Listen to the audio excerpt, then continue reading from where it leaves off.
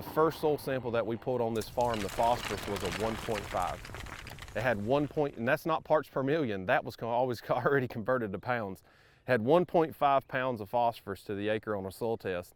And I was like, there's no way, maybe we just hit like a dead area, let's retest it. Came out here and we actually pulled, instead of doing a composite sample, we broke it up into 3 zones and we tested the 3 zones and they were probably all within about a half a pound of each other. You know, we know that phosphorus movement in the ground is on a scale of 1 to 10 is probably a 1. Some people say an inch a year. I think when you get into clays do not move fertility the best, especially if they're not biologically active. So we count on about 1/4 of an inch a year. Well, if I'm planting a seed 2 inches deep, that means that, you know, we've got essentially 8 years. If we broadcast phosphorus out here, we've got 8 years just before it gets down to the seed level. Our seed roots don't grow straight horizontal, they grow at an angle. And so for us to get down to that root zone, you know, we're talking 10, 15 years of broadcast applications before that phosphorus starts moving down in there. And that's one of the reasons why we started looking at deep injection.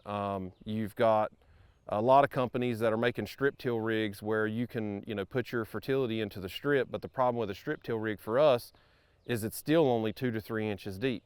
And so that may take care of an immediate concern at planting, but here in the South, you get into the middle of June to the end of June, and you know, the famous saying in North Carolina, we're 10 days away from a drought.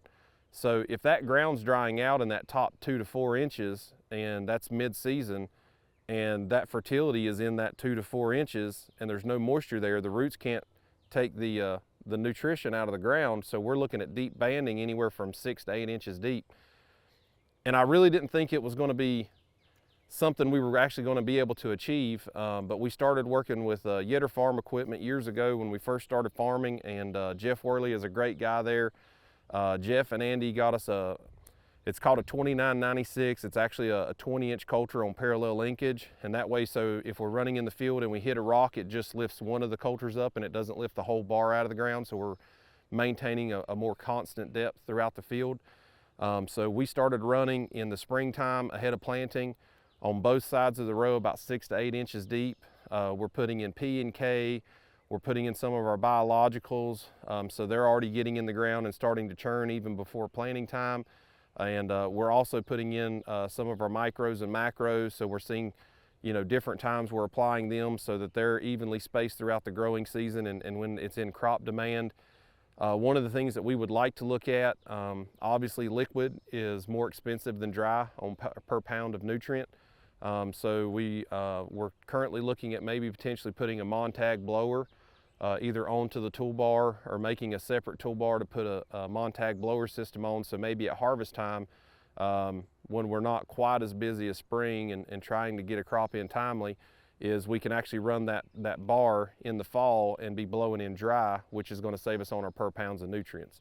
But it's baby steps. We like to prove the concept on the farm just like we do these check strips.